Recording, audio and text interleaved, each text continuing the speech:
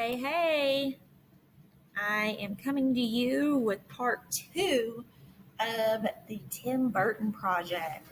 So, we have already completed how to make our own Tim Burton inspired portrait. We talked about he likes elongated and weird shapes and very dark, muted palettes. And the biggest thing to remember is that he didn't care if someone thought he couldn't draw. As long as he was having fun, he was fine with that.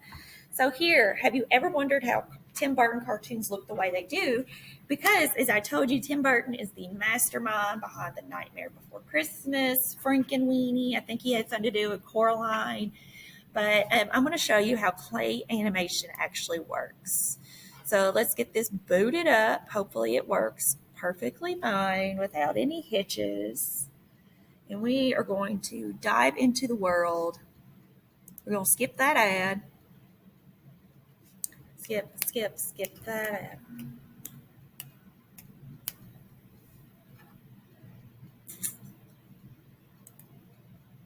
And this is the Insider, and it's giving you the inside look on how clay animation works.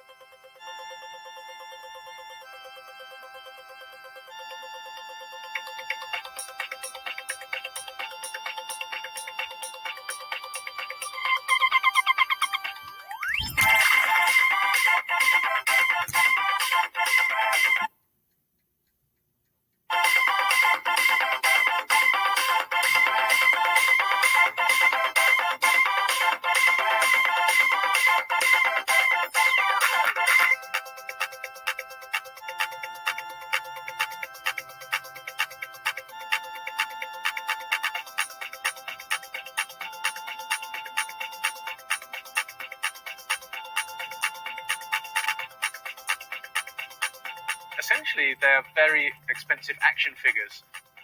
All of the limbs, fingers, joints move, and that's because inside we have an armature. It's a skeleton, essentially. The stop motion technique involves taking one frame of film, and there are 24 frames for every second of finished film. And in the most basic sense, if they want something to move slowly, they move it a small amount, like that. And if they want to look fast, then they'll move it a big amount.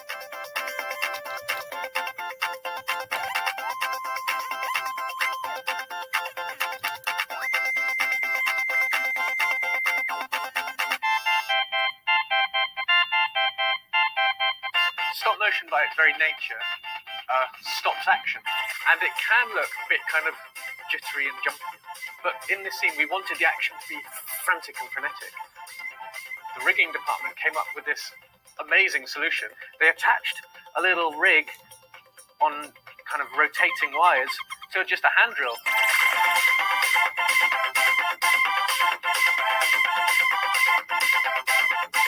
It's a massive elation because you've achieved something that at the beginning actually seems almost impossible. When you set out to make a movie like this, and I think it's the same for any big project, you kind of almost can't see the end, and you don't know quite how you're going to do it. You know it's possible, and you know that there's enthusiasm and you're up for the challenge, but when you actually get to the end, it is amazing.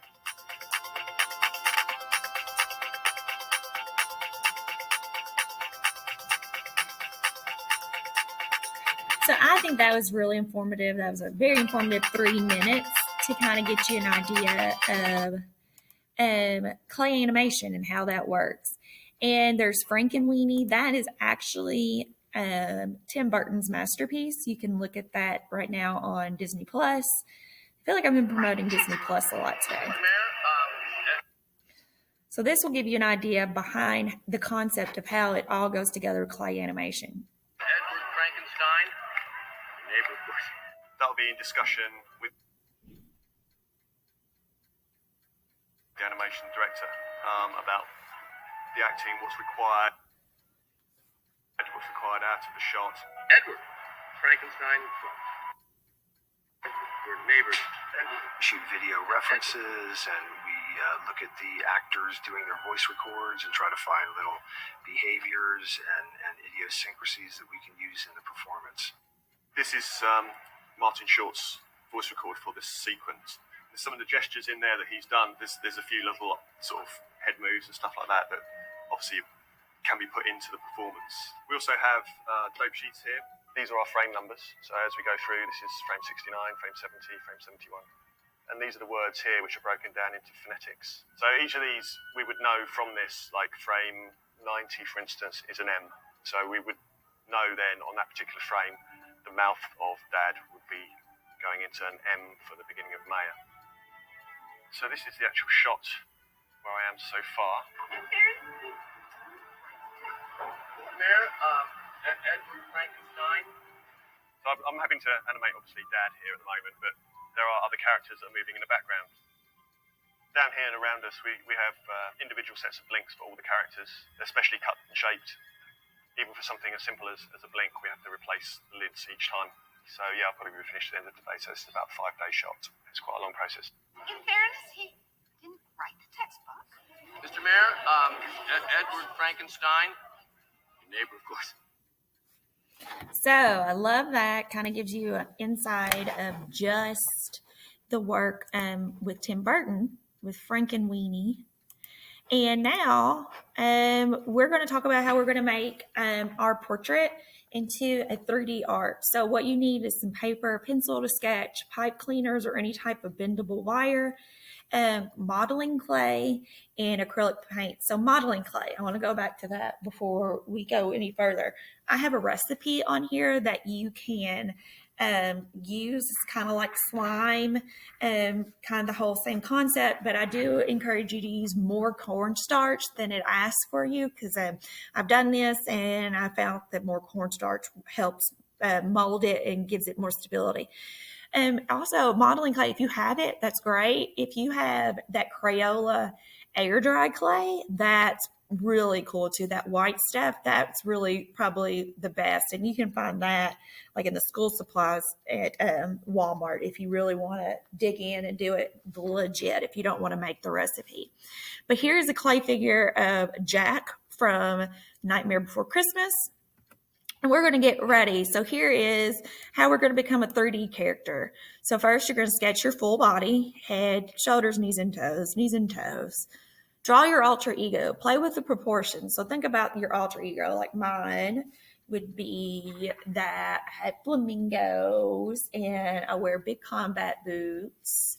That sort of thing. Things that would go along with me. Or I'm wearing a jumpsuit. I always love a jumpsuit. Maybe some animal print in there. But think about it. And now proportions. That is like how long your arms are or your face and how everything fits on your face. We're going to make it 3D. So we're going to do it all together. So let me move my little facey. Okay, now I'm not into anything. So drawing to 3D. First, once you have your drawing, I want you to take your wire. It could be pipe cleaners, any type of bendable wire. I know if you could take even like an old wire hanger, you can do that as well. But you can bend it. You don't need to make it larger than 6 inches. So don't go overboard and make a really large figure, but don't make it too small either. You're going to bend it. I kind of got wrapped up in my head that I needed to make my figure with like a really full head and full body and stuff. Just think of it as a stick figure, arms, legs, and a head. Then you'll build up your figure with aluminum foil. So you may want to steal some of that from the kitchen to give your shape some stability. You're going to then take the clay, or a lot of people think sculpty clay works really well. But again, like I said, homemade clay is great. or even the Crayola Air Dry is awesome. You're going to wrap your armature because what you have created with the wire and the aluminum foil is an armature. And in sculpture, that's like a skeleton or a framework. I think we heard the guy that was doing the clay animation talk about that, is to support your figure while you model it. And once everything's dry, which it'll probably take a day or so, you want to paint it with acrylic paint or whatever paint you have. But acrylic, I'm a fan of acrylic. It's kind of like a liquid plastic. It'll stay on. It gives good color. So here is my pipe cleaners, because that's what you're going to do first, is create that armature with pipe cleaners. Here's a video of me actually molding the pipe cleaners. We're going to create the armature. I'm going to use these pipe cleaners, but you will actually have a 10 gauge wire to use. But I'm going to turn this into armature, which is going to be like a figure of myself. So we don't need to think about any details yet. You just need to think about your head. And this is how I like to go about it, is do your head this way. And then I loop kind of like a stick figure. So think of it that way. I have my head, and I can loop around. You just got to bend the wire, get it to work the best you can. This is flimsy wire, so yours will probably be a whole lot easier to use. I just didn't want to waste any material. I'm going to put little feet on here just so it has something to stand up on.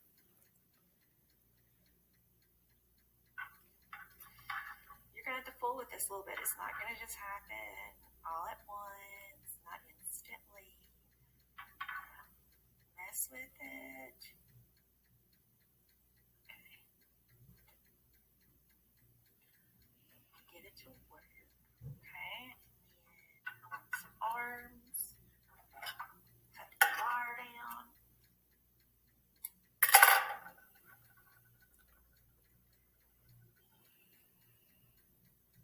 My arms on my hips.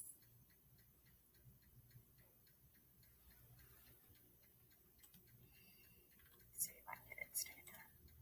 It may not stand up just yet. It might be one of those things that once you get the next step, it will stand up better.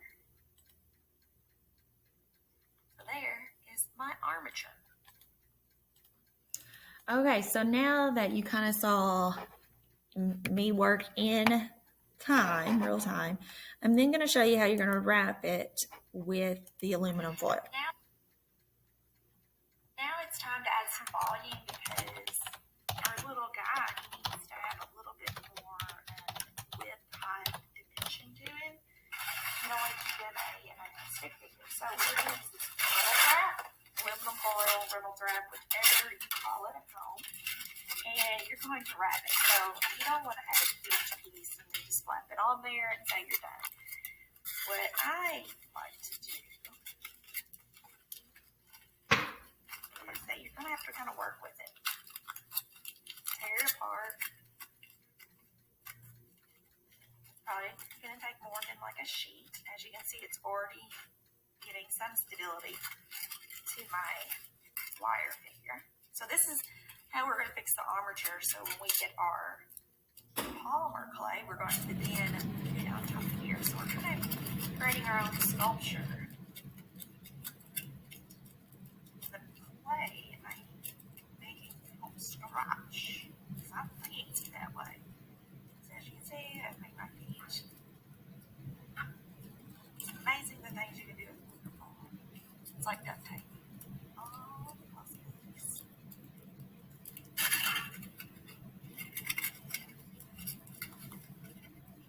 But now this might seem boring to watch me wrap wire with aluminum foil. And you know what? It's going to pay off. You're probably going to rewatch this several times to make sure you get it right.